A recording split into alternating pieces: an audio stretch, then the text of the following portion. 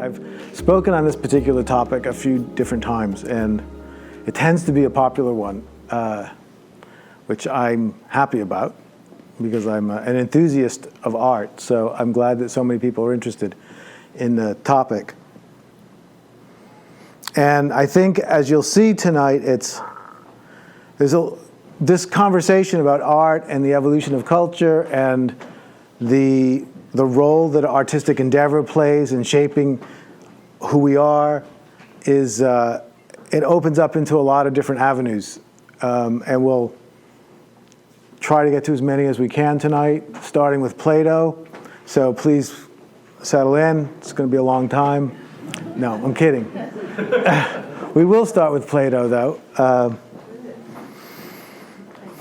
briefly. But first, I want us to just meditate in silence for a minute.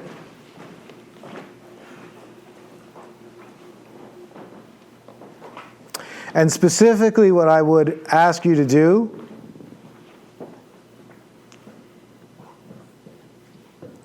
is just allow yourself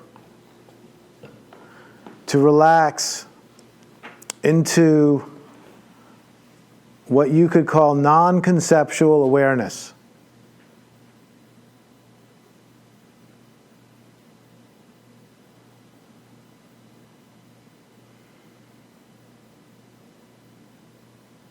So just having whatever experience you're having without thinking about it, without knowing anything about it, just being.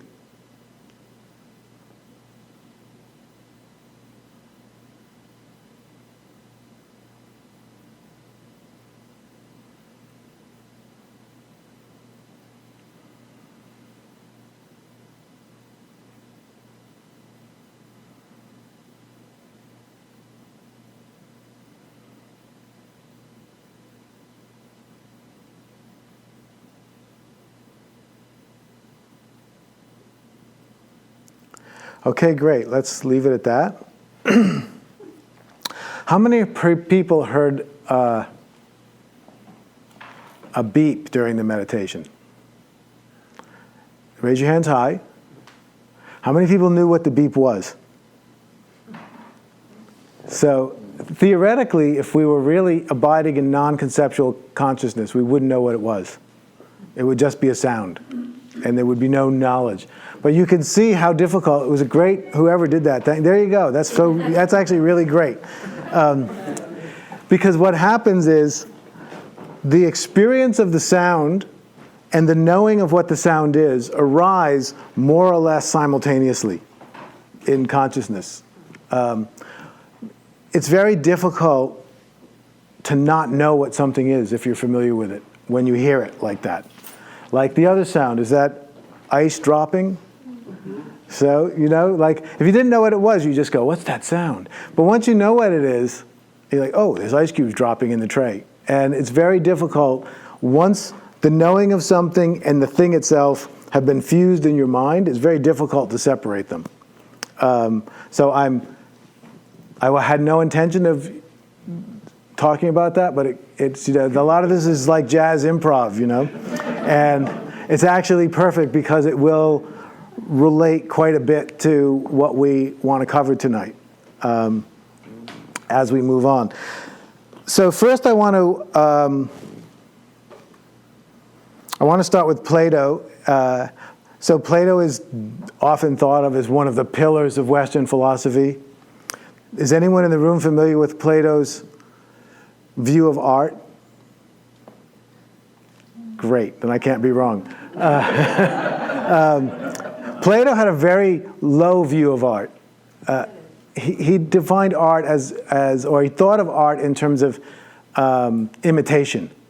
That art was kind of an imitation of life. So when you have a tree and then you paint a picture of a tree, you're imitating life. So art is kind of second rate, and the actual tree is the first rate thing. So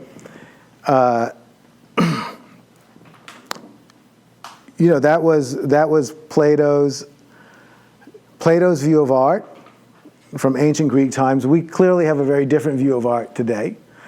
And I'm mainly today going to be speaking about the modern view of art, And I'm going to begin this. Oh, except I lost my book. Thank you.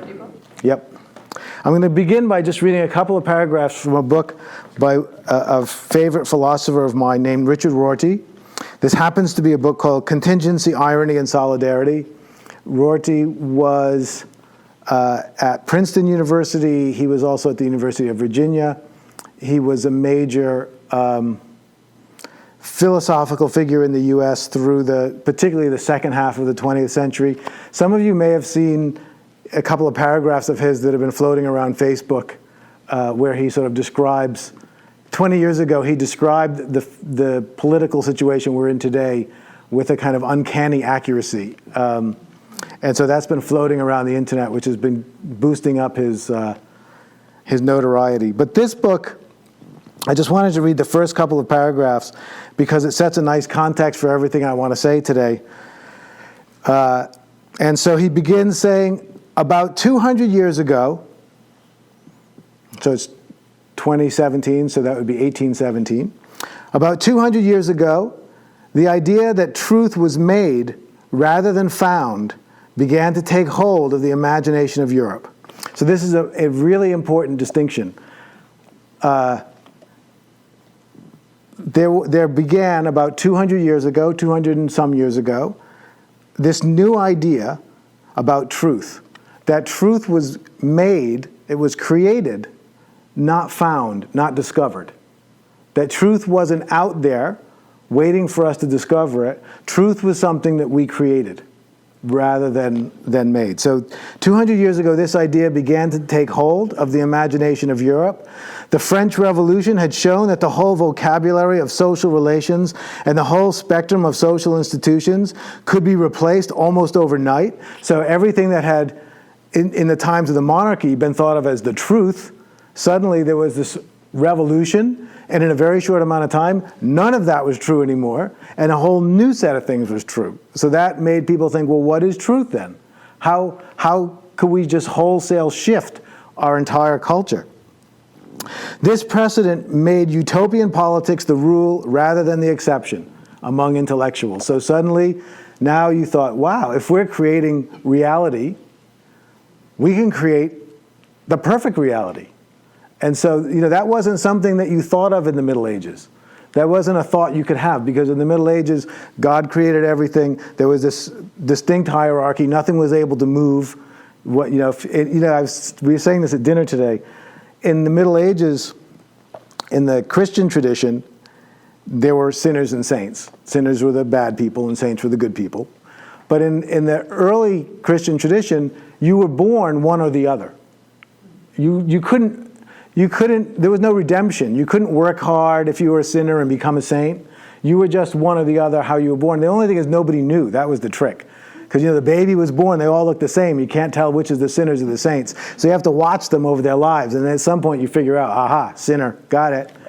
But there was no belief that you could improve your station or change, because everything was set from birth.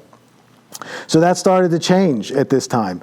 It said at about the same time, the Romantic poets, which is going to figure a lot into our conversation tonight, the Romantic poets were showing what happens when art is thought of no longer as imitation, which was Plato's idea, and which was an idea dominant through the kind of classical period. It was thought no longer as imitation, but rather as the artist's self-creation.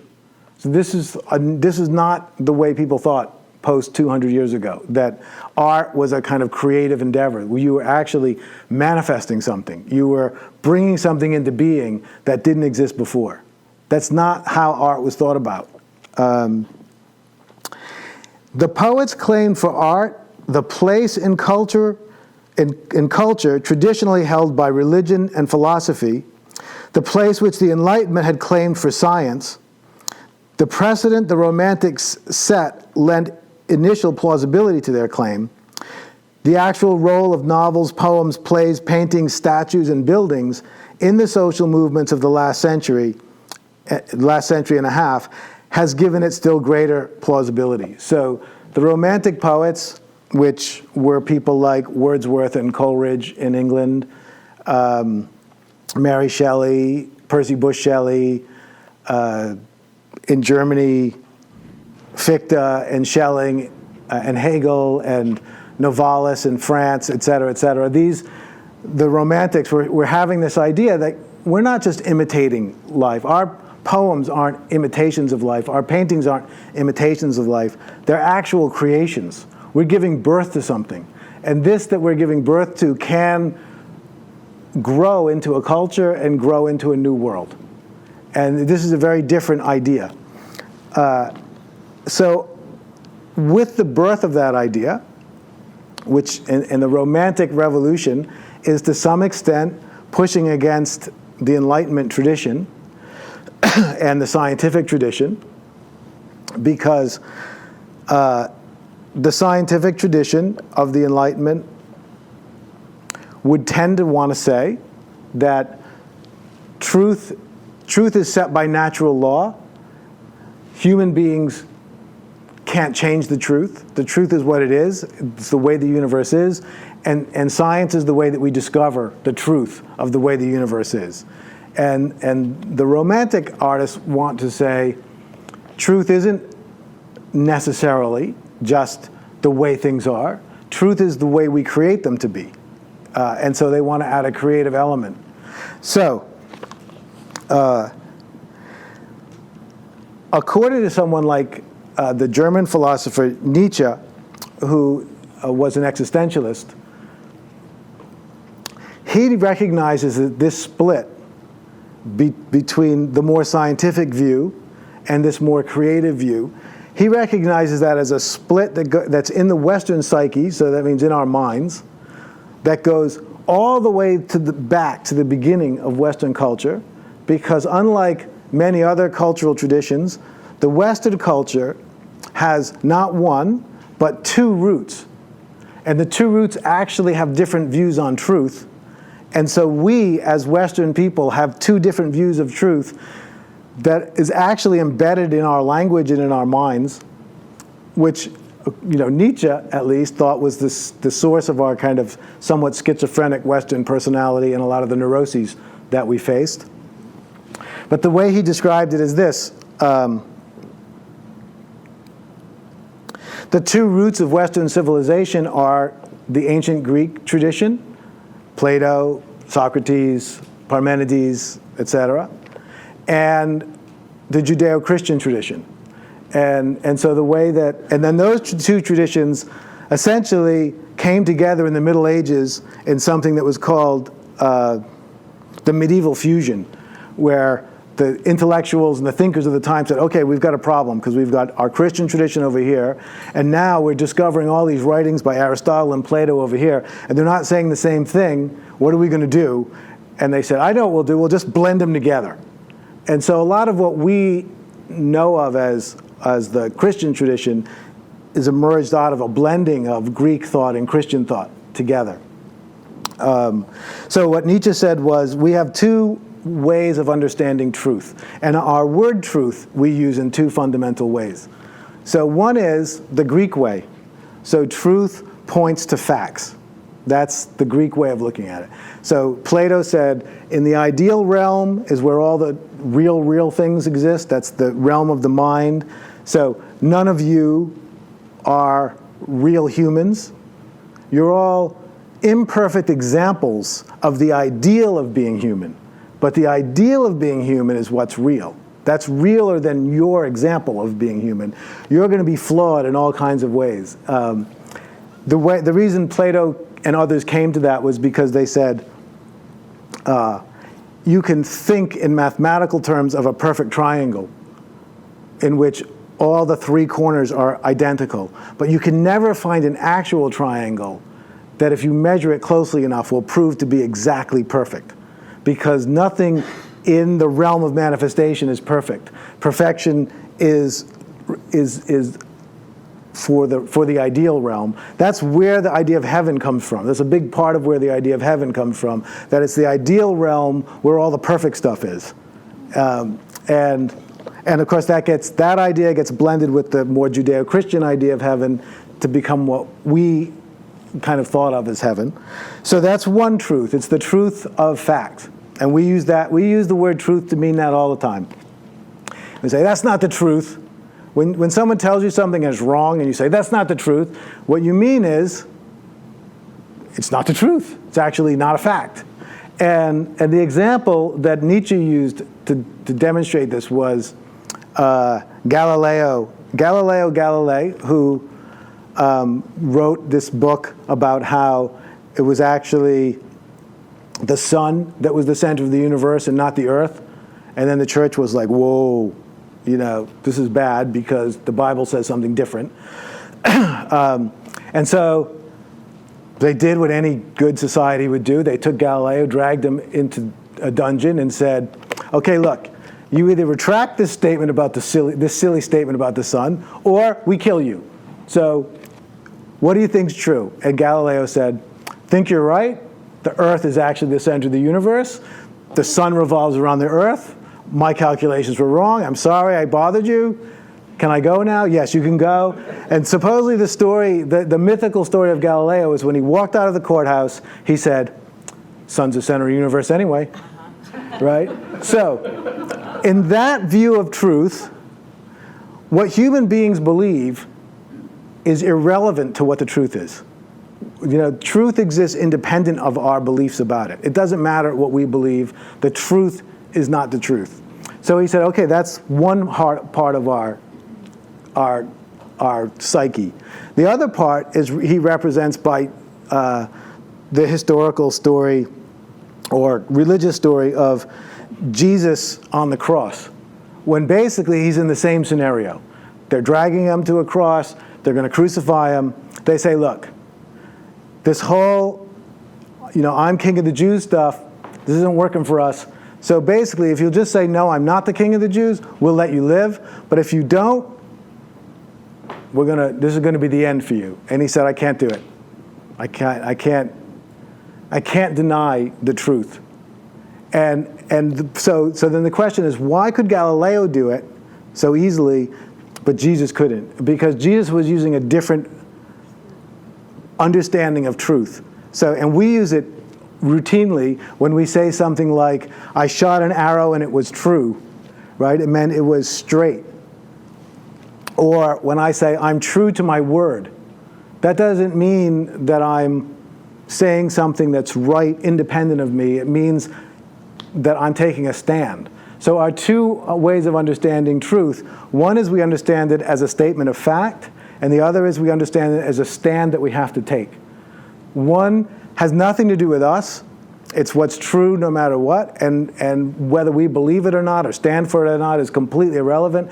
Galileo can in perfectly good conscience leave the courthouse and say, the sun's the center anyway, I don't care what you guys think, and I don't care whether you print my book or not either. But Jesus can't say that he's not who everyone's saying he is, because then he'll be giving up the stand, and the stand is where the truth is. And so we have both of those understandings of truth. In the time of the Enlightenment, the understanding of truth that was coming to sort of full flower was the Greek understanding of fact. And so science is thought of as a way of pursuing facts. The facts are assumed to exist somewhere in the universe, ready to be discovered. So the Romantics came along, and they started to be the champion of the other view of truth, which has to do with the fact that we, as human beings, have a creative role to play in generating what's true. We don't have to just be stuck in the truth that exists. We can actually participate in creating it. And at least to the Romantics, the way that their belief was that the best way that we could participate in the creation of truth was by participating in the creation of art. That art is kind of the initial seeds of new truth that are being sprouted. And for those of you who have a more scientific background, there's a book which I have not read in full, but I've looked at, and I'm very fascinated by it, because I actually as an undergraduate, studied physics and worked as an engineer for a long time. So I'm very pro-science, and I don't mean to sound anti-science at all. So this book is called Art and Physics. It's been a bestseller in many countries and reprinted many times over the decades. And it basically, historically, travels through the history of physics, showing how different artistic emergences precipitated scientific revelations, scientific discoveries. And it's basically trying to make the point that art sort of was opening the door to things that were later discovered scientifically. And so then the obvious question would be, does that mean that the artists were seeing something that was true in the universe first and expressing it in art? Or does it mean that the art they were creating was creating the reality of those things that were later discovered by science? I personally believe the latter, but that's not anything I can prove to you. So that's the kind of broadest general introduction of kind of this split, which we're going to be talking about in different ways. So the whole evening here is about art, and one of the great things about art is it's a very little word, so it's easy to spell, A-R-T, and it's a little word that creates enormous amounts of controversy. So people create all kinds of stuff and they say it's art, and other people say that's not art, and it's very difficult to actually come to consensus about the question, what is art?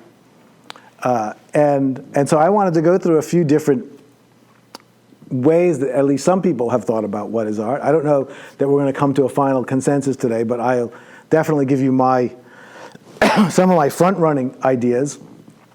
So one, and broadly, Tolstoy wrote a book, a short little book called What is Art? Tolstoy is generally considered an existentialist. Existentialists came after the Romantics, but at least in my mind, I kind of see the existentialism as an extension of Romanticism. So there's a lot of romantic elements in someone like Tolstoy. So he wrote What is Art? It's not a very long book. It's kind of a long essay, I guess you'd almost say. And about half of it is him critiquing all the artists that he thinks are rubbish. So it gets kind of boring because most of them I've never heard of. First of all, I think they were mostly Russian, and probably they didn't get very famous because they probably were not that good. But the other parts were about his theory of art. And his basic way of understanding art is that an artistic creation, when an artist creates a piece of art, what they're doing is, and I'm not necessarily saying I believe these, I'm just sharing them with you. What the artist is doing is they're getting very deeply in touch with some inner feeling state that they're having, that they want to communicate. And then they're creating an artifact that when engaged with by someone will trigger the same feeling state that they're having. Now, I had personally a very dramatic example of this in my life at one point. Besides studying physics, before I studied physics, I wanted to be an artist. But my father told me I couldn't be an artist because artists don't make money. So I stopped being an artist and decided that I'd be a physicist for some reason.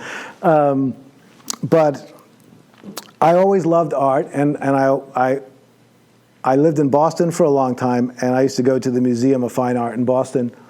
And they have a very beautiful exhibit of Monet paintings. And I don't know if any of you have seen it, but he has a series of paintings that I think is called Cathedral at Sunrise. And there's all, he would do all different studies in different color schemes. And so there were a few of them up on the wall. And there was one on the wall in the museum which was almost entirely different shades of yellow and white. And you could, if you were really close, you couldn't really see anything except splotches of yellow and white. But if you got a little further away, you could start to see some vague outline, sort of a cathedral, not very distinctly at all. And you get quite far away, and you still can't really see anything very distinctly.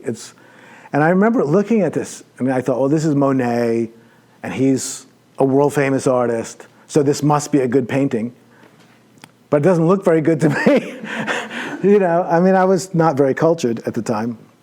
But I was looking at it, I was going, why is this considered to be good? And I kept looking and looking, and it was not very distinct, it's not very clear, I didn't really get it. And then at some point I thought, looking at this painting actually hurts my eyes. It's so yellow. And then all of a sudden I went, oh, that's what he meant. It's literally like looking at the cathedral at sunrise when the sun is bouncing off of it right into your eyes so that you actually can't see the cathedral. That's why the cathedral's so vague. And I go, oh my God, this is brilliant. And I had the total feeling of being at this majestic cathedral right at that exact moment of sunrise when the sun shone right into my eyes.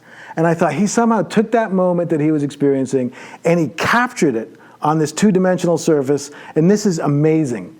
So now it's my favorite painting. But that would be an example of sort of Tolstoy's view of art, which is he had some experience that he wanted to convey, and he conveyed it through a piece of art. And so to Tolstoy, the measure of a great piece of art, so in this case, the measure would be to what degree did the person seeing it, to what degree was the feeling of the artist transmitted through the work? And that was basically what his book is about, is this kind of inner transmission of feeling. So a little bit later, another philosopher, this time an American named John Dewey, he wrote a big fat book that lots of people read in college when they study art called Art as Experience. And I think he also is putting together a very interesting piece of the puzzle of what is art. And one that we're going to talk about a little bit more as the night goes on. So what Dewey said was art, what makes art art? So the question he was asking is, what makes art art? So you have two things. Let's say, for instance, I went to the Louvre and I saw the Mona Lisa. Has anyone seen the Mona Lisa? And it's like on that wall, kind of all by it's this big wall, and it's the only thing on it. It's like so awesome because the whole place is kind of packed with paintings, except in this room, there's one massive wall. It's just got one painting on it, and there's 300 people trying to see it. It's really an amazing, I don't know, the whole thing is amazing. But you look at the Mona Lisa and you think, that's amazing. That's a beautiful piece of art. Now, there are counterfeiters, art counterfeiters, who can create a Mona Lisa that almost nobody could tell the difference. Maybe if you could use instruments, you could tell the difference, and maybe some incredibly trained curator could tell the difference, maybe not. But I think most of us would agree that if this is the real Mona Lisa, and this is the one that was made 2 weeks ago by the counterfeiter, that this one is real art and this one isn't. And if this one is art, it's a very different kind of art than this one is. And it may be artistic because it's amazing how it was replicated, but it's not artistic in the same way that the original is. And the question is, why do we feel that way? It's because of what John Dewey identified as one of the characteristics of art, which is that he said, the quality that makes art art is not in the piece of art. It's not in the painting. It's not in the music. It's not in the stage production. It's in the process through which the art was made. That's what makes art art versus not art. And specifically, an artistic process. So to him, art, anything you could call art, would be something that was created out of the artistic process. And the artistic process is different than the counterfeiter's process. And the main difference is that when an artist, according to Dewey, when an artist enters into an artistic process, they don't know what the final result will be. They enter into a process that has a life of its own. And they enter into a communication with the final result that begins to occur so as soon as you've got a blank page, you may have ideas about what's going to happen, but you don't actually know. And you start painting, and what you're painting starts to talk to you, and you start to go this way. And I've totally had this experience. It's one of the experiences I'm attempting to cultivate in myself and people that I work with, which is the ability to release into an artistic endeavor, so that you things are starting to happen that aren't part of your pre-planning. This was Dewey's point, is that you are surrendering to an artistic process and you're following it to its end. You don't know exactly where it's going to go, but you're willing to keep participating. And maybe that's not really what you intended this to look like, but you're going to go with it. I had this experience as part of my own kind of ongoing developmental studies. I'm in the middle of writing a novel, because I've never written a novel before. I've only written nonfiction. And I really want to write it very in this kind of artistic flow. And I had this incredible experience about 3 weeks ago where I was writing. It was a scene with someone getting off a train and someone else was trying to catch them and they were going to run away. And I was typing, and the person who was trying to catch them screamed, stop, or whatever they screamed. And the person who was going to run away didn't run away. They actually stopped and said, "What?" And I went, "Oh, shit. That was not my plan." I didn't want them to stop. I had a whole plan of they were going to run and where they were going to end up. And all of a sudden, I was now in a different book than the one I had been writing. But I thought, okay, this is exactly how it works. And the same thing can happen with an artistic piece. You're painting something, and all of a sudden, oh, I didn't really mean to do that. But that's what wants to happen, so I'm going to see where it wants to go. And so what Dewey said is, when you're in that kind of process with a work of art, then you're creating art, because something's happening beyond you, which he pitted that against what might be like a skilled craft, which the counterfeiter's painting is more of a skilled craft. They know exactly what they're going to end up with at the end. And the closer they get to what they're planning, the better, because they want an exact replica. So there's not room for a mystery in that. And so from Dewey's point of view, that takes the art out of it, because there's nothing that can enter into it that wasn't already in the person's plan from the beginning. It's more like following a blueprint.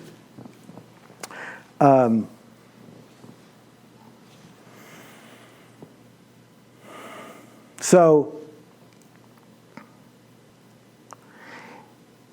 particularly if we think about John Dewey's definition of art, what you see as being crucial to the artistic endeavor is that there's room for something to come through that's not coming from you as the artist. That there's some kind of space for something to mysteriously appear that isn't just something you thought of ahead of time. So I want us to sit again for a minute and just enter into, once again, this space of just easy, non-conceptual, being here, being aware.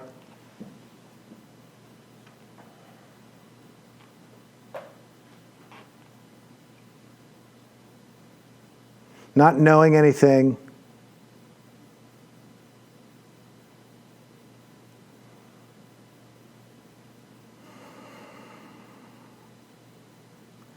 And if you're able to do it, you enter into a space that's very big, very unformed.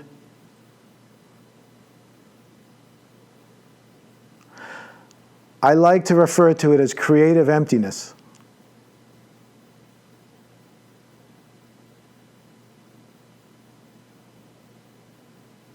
And it's the space where novelty and intuition arise,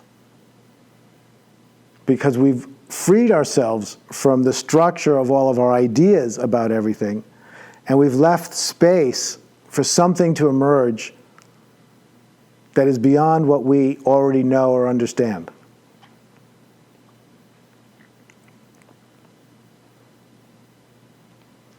Okay, thank you. So I would want to add that I haven't found too much. I mean, I think there's tons of literature about that phenomena, but I would want to add that as a third component of what is art, is that there needs to be some access to the beyond, to this creative emptiness, so that what can come out can have a degree of actual creativity to it, novelty, newness. And, different artists in different time periods have had different means that either worked or didn't work to generate that kind of creative emptiness. The Romantics were quite fond of opium as a means of finding creative emptiness. I think that sometimes worked and sometimes didn't. A few of them ended up quite insane and then later dead, so that didn't really work out. But you can see why there has traditionally, at least since the Romantic period, been a kind of connection between mind-altering substances and art, because there's a promise of it giving you access to this kind of creative, free spaciousness. So if we just jump into more modern times, Jackson Pollock, the painter who splashed paint on huge canvases. I have a friend who was part of those circles in Long Island with Jackson Pollock and Thomas de Kooning, and would go to their parties. She was younger than them, but she was an artist and more up and coming, and she tells this great story about how Thomas de Kooning, who was quite well known already at the time that she met him. William, thank you. At a party, asked her, I don't know what the context for the question was, but he offered to share his color palette with her. And she tells the story very funny, because she realized that she was supposed to be very flattered that William de Kooning was offering his color palette. And she said, I have my own color palette. And she's actually a magnificent artist. She's still alive. But what they were all into, this Long Island collection of artists, were, besides drinking and drugs, which was also something they were into, but they were also into, which is what I talked about in my last lecture, accessing spontaneity.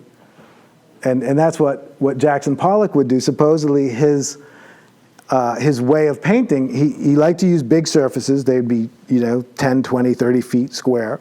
And he'd lay them down in his studio on the floor, because he liked to be able to sort of walk all around them, walk sort of over them, not step on them, but kind of walk over the corners. He wanted to be as inside the frame as possible, so that he was kind of one with the painting while it was developing.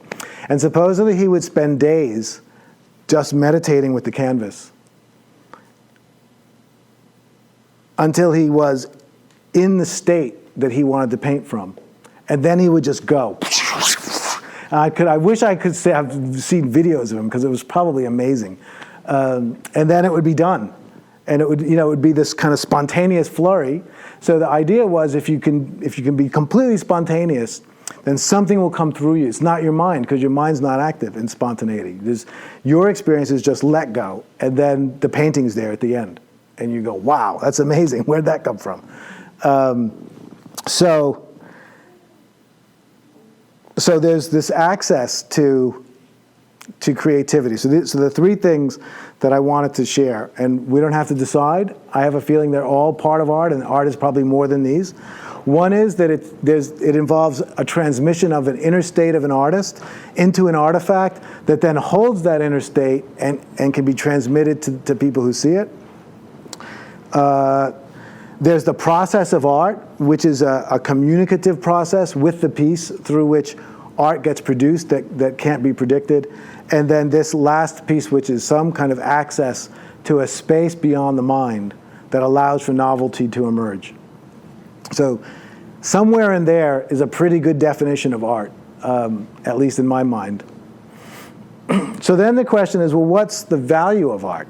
Because this is all about art and culture.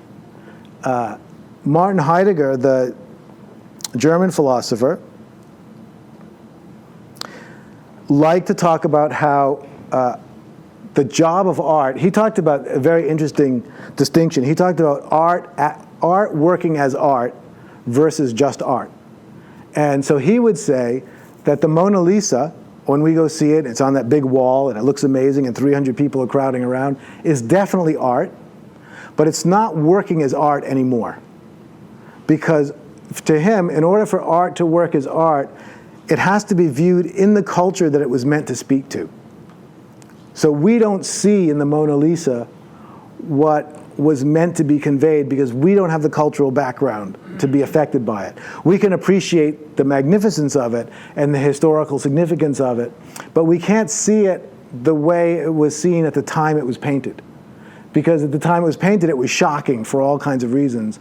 It's not really shocking to us in the same way. It's not challenging our view of reality. It's more something we admire and love. So when art works as art, it's doing one of two things. It's either presenting to us our highest values, and he liked to use like a Greek temple. His kind of examples of that was a Greek temple or Homer's Iliad, the great poem, or Dante's Paradise Lost poem. That these were poems that were kind of displaying our highest values, like the values that our society is based on. So when Dante takes people through the levels of heaven and hell, right? That's the ordering of the medieval universe. You've got the God on top and all these layers right down to the bottom, which is the Divine Comedy, sorry. Right down to the devil. So in Dante, this is like an aside I always like to throw in because I find it fascinating. So as you get all the way down the levels to the very bottom level of hell, the second to the bottom level of hell is just really bad. Nobody really wants to get there. That's where you're in this kind of molten fire and you're melting and you're trying to get out, but you can't because you reach out, but then the fire pulls you back and you're just burning up. But that's the second to the last. That's like not the basement of hell. That's one step up from the basement. So for Dante, the basement of hell, the worst place, which was reserved just for Lucifer and the generals, the angels that had turned, the bottom level, does anyone know? It was a frozen lake. And the devil and all of the angels that had turned to Lucifer's side to become the generals of his kind of evil army, they were all in the frozen lake. And the reason is because they could no longer be moved by God. They had turned their back on goodness, and they were now frozen. And God and goodness could no longer move their souls. And so even the people who were burning up were one step up, because at least they wanted to not burn. And these guys were just completely frozen. Anyway, the point is that Dante's poem he was revered like as a saint in the medieval times in Italy. And if you go to Florence, you see like the place where he sat, and he sat here and he walked here and he I mean, he was showing people what they were. That's as Heidegger says, this is one of the things art does for us, is it shows us who we are. And so we revere it because it allows us to know ourselves. And this can be true of a big culture like the entire of medieval times, or it can be true of a counterculture, a smaller culture. So a great example to use for most of us is the example of the counterculture of the 1960s. And so in the 1960s, there was a movement, a cultural movement that was occurring, often called the counterculture or the hippie movement. And the main art form that was unifying that movement was music, folk music and rock music. And so the music that was revered in the times, and I don't know what it was. Last week I went through this kind of 60s revival where I don't know, it was my wife and I, we were on a long road trip and we just kept listening to music from the 60s, and we were doing the whole spectrum. We were listening to Bob Dylan for a while, and then we were listening to Jefferson Airplane for a while, and then and what you hear is you start to feel like the time. And I was so little I wasn't listening to music. Besides, I was born in a place where the 60s never happened. But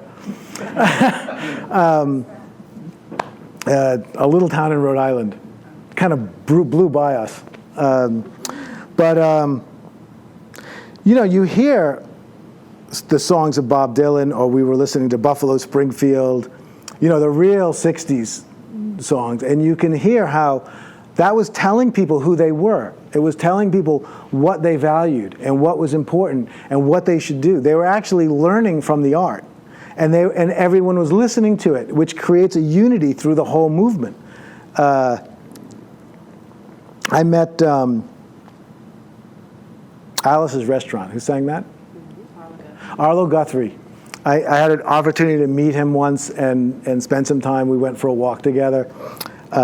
He was at that point the devotee of an Indian spiritual teacher, so we sort of met in spiritual circles.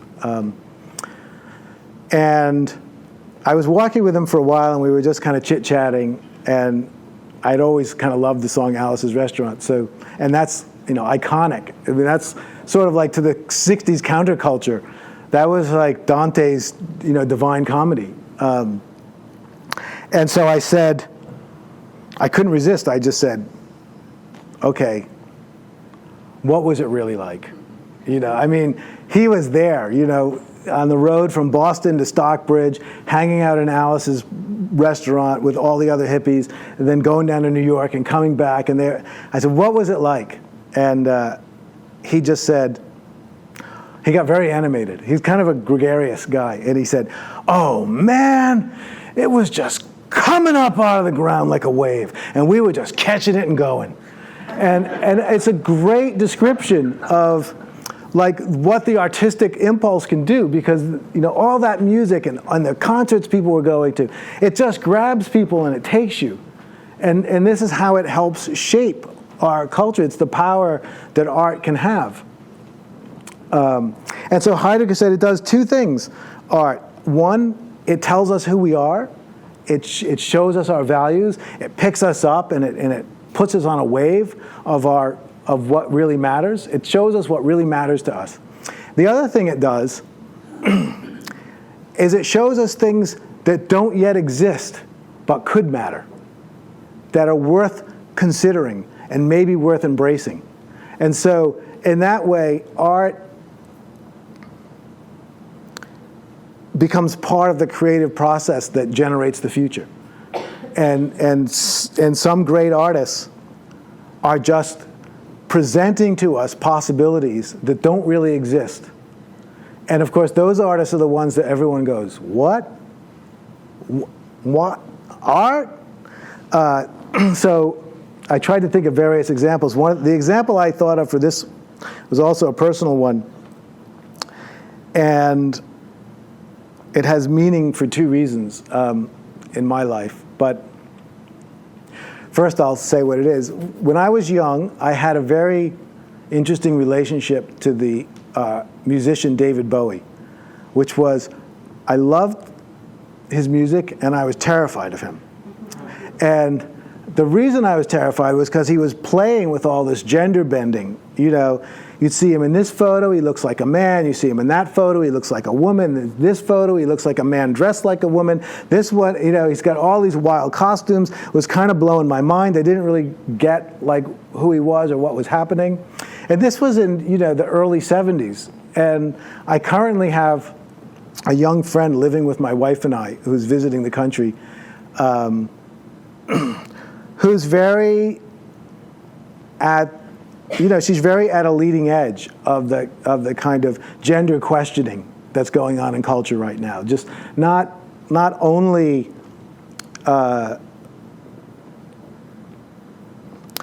deciding, just the whole questioning of gender. Does gender exist? This is kind of her ongoing question. What is a gender? Where does it exist? Is my biological sex my gender?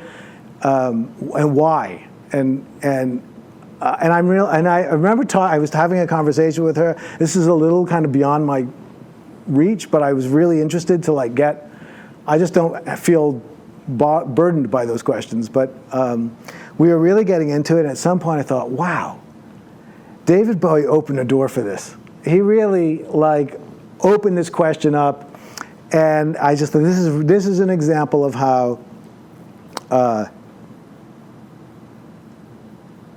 art can be ahead of its time and can start presenting us with possibilities. Like, maybe we don't have to relate to gender the way we always have. Maybe we can relate to gender differently. And then that can propagate. And who knows, not every question, not every door that gets opened becomes a cultural framework. But some do, and you can't necessarily predict. So you have to keep looking. So another book that's interesting to note is this one. It's called Strange Tools: Art and Human Nature by Alva Noe. And he really goes into this whole point about how art creates the future. What art does, what does it show us? So I've given the example of David Bowie, and we've talked about, who did we talk about? Oh, we talked about the early Greeks and Dante. What I haven't talked so much about is, for instance, the beat poets. And the beat poets who were coming in the 50s, people like Jack Kerouac and Allen Ginsberg, and the precursors to that would be like William Carlos Williams, a whole generation of artists that emerged post-World War II. And there was something that happened after World War, because World War II was such a kind of disaster. It was kind of it was a human disaster. Not necessarily the outcome, but just the fact that could even happen. People didn't think that could happen, that things could get that difficult. And so a lot of artists came out of that very disillusioned with the cultural structures and wanting to destroy the cultural structures. And one of the cultural structures they wanted to destroy were structures around art. And they wanted to, and this is why they started to embrace spontaneity, because they wanted to say that, more traditionally, art is valued based on the history of art. So the history of art has different forms, it has different structures. There's, a student of art studies the history of art, and then when they create their own art, they're drawing from things that they've seen and things from the canon, and that's part of the measure of a great artist. And at the time, you couldn't really become a great artist unless you had all that background. A part of being a great artist meant you had to be very well informed about art, because otherwise, how could you create great art? And these post-World War II artists said, no, that art is not that kind of academic. Art, a true artist, is the one that can bare their soul, that can have these kind of great leaps of creativity and can express something from the beyond. And it doesn't really matter whether they have any historical background or understanding. That shouldn't be the measure of art. That's great, and many of them had it, and there's nothing wrong with that. But the true measure of art should be the depth of honesty and creativity and explosive kind of immersion that's coming out of the person. And so that's what the beats were explored. That's what William Carlos Williams was exploring. And there's one last thing I want to talk about in relationship to this whole endeavor of how art creates and shapes culture. And it's what I'm personally most interested in at this point in my life, which is that over the last, probably forever, but certainly over the last couple of hundred years,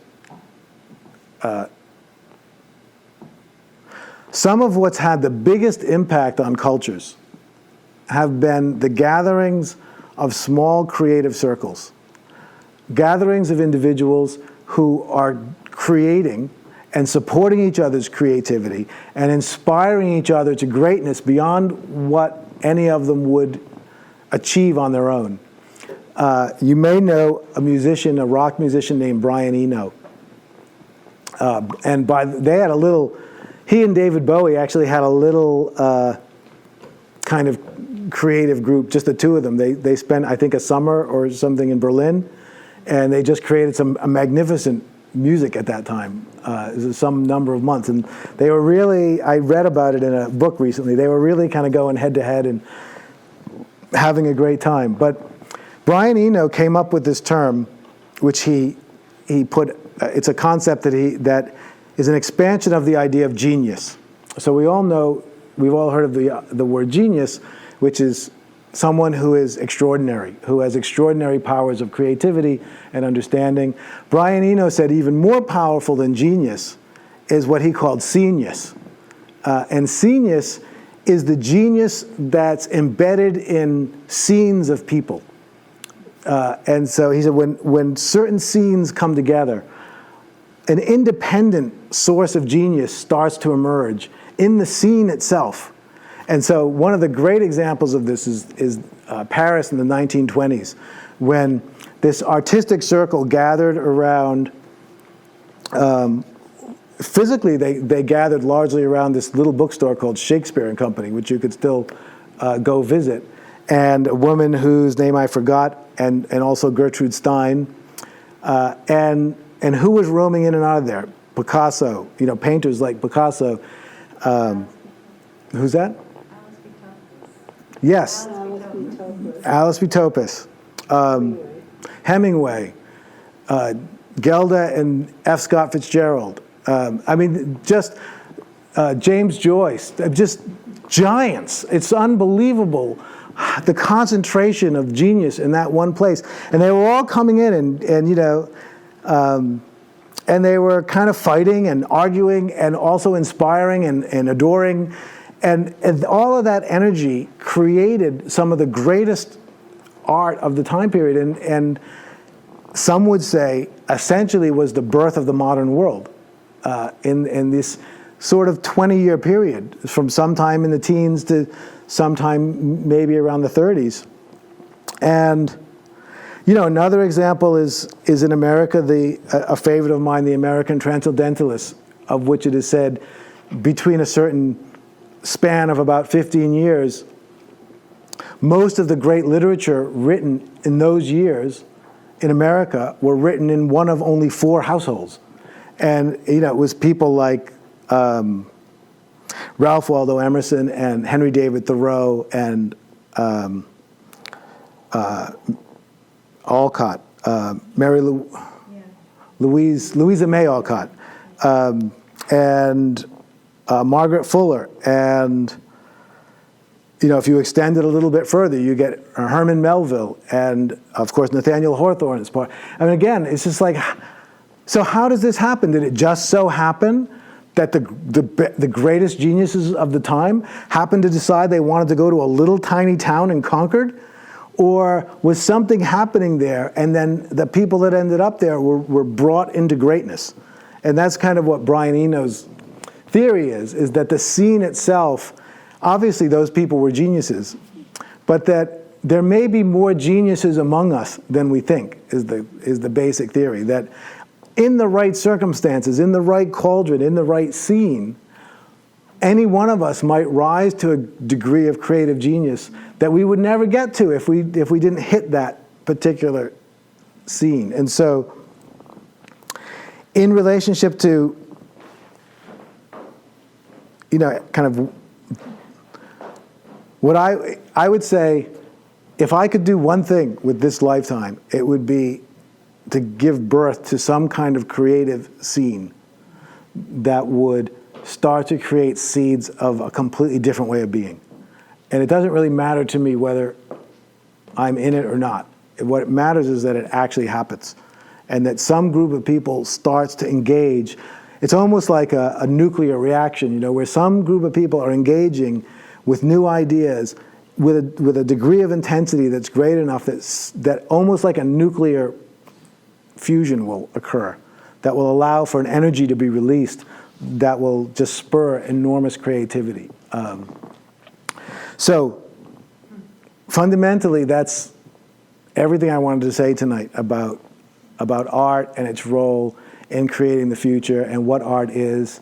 There's obviously a ton more to say, but this is a nice survey for the room. But if there's any questions, I'd be happy to take any. Yeah, so the question was, I was talking about the Romantics as saying that we are creating truth, and you were pointing out that the German idealists like Fichte, Schelling, and Hegel had a role for God in that, which is true. So these things are always more complicated. But so, for instance, Hegel had his whole theory that basically you start with the absolute, and the absolute is essentially the sum total of everything that's possible. It's the unmanifest infinity, which is God. It hasn't happened yet, but it's there, waiting to be manifest. And then what we experience as history is the unfolding creation of this unmanifest. And we participate it through the actions of our lives. We participate in that creation. But essentially, the end of that road is going to be the full manifestation of all the potential that was there at the beginning. So the way he wanted to say it is you start with God, which is unmanifest perfection, and then you have all of history that is a process of bringing God into manifestation, and at the end, you have a fully manifest perfection. The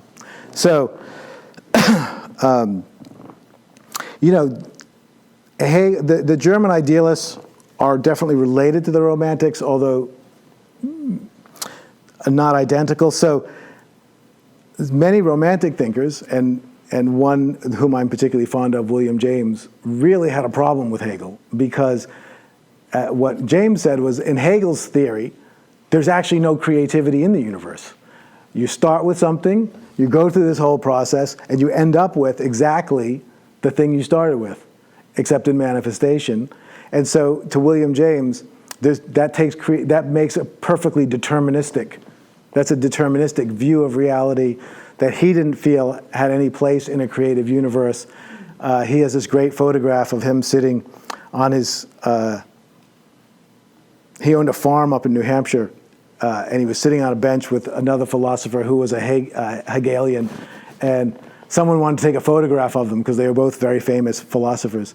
And as they took the photograph, William James raised his fist in the air and he said, "Damn the absolute!" Because these guys were always having this argument about the existence. Because James said, no, the universe starts with nothing and then we create it. And nobody knows where this is going to go. And that's the only way that there can be real creativity in the universe. And that's the only way that there can be real morality in the universe. Because otherwise everything was predetermined. So there's not a lot of differences between these different views. Schelling and Fichte, I don't know as well. They were both very mystical, very mystically inclined, particularly Schelling. But also they had this much more of a creative spirit in terms of personal creativity. They even, I think it was Schelling, in his, he's maybe more romantic than the other two, but they used to like to write pieces by, Schelling would write a little and then they would mail it to somebody else, and then they would write a little and then they would mail it to someone else and they would write a little, because they thought, well, that way we really don't know where it's going to go. And then there's some real creativity in the mix, and we'll see what happens after it's gone like 10 rounds. It's a great, there's a lot more to say about, and there's nuance and subtlety for sure, but generally there was a creative edge to the Romantics, and even, the Hegel, Fichte, and Schelling were all, kind of emerging out of Kant, and Kant was also saying that whatever is the really real is unknowable, and what we can engage with is phenomenal, and we have a role in creating what that is. So they all fundamentally wanted to create space for creativity. Some of the things that inspire me, there's this great, have you ever heard of the Free School? It was in New York I think like in the 70s. Do you know it? I think it was, and maybe I have this wrong, I only heard about it once, but I forgot about it.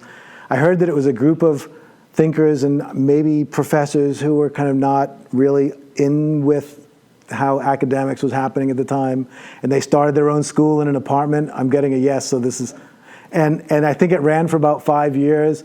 And Robert Anton Wilson was one of them, and he's kind of this way far out thinker. And I thought, wow, that's where I wanted to go to school. At the free school in New York in the apartment with these 5 people who were just, wanting to do their own thing. So I love that. There was a college in North or South Carolina where they did pottery and poetry. And I mean, yes, Black Mountain. And they just created some just amazing people came out of that in the 60s. So if I had enormous amounts of money, I would create some kind of school like that, where basically there was an invitation to come and to really be as open and far out as you could be, and then see what would happen out of that.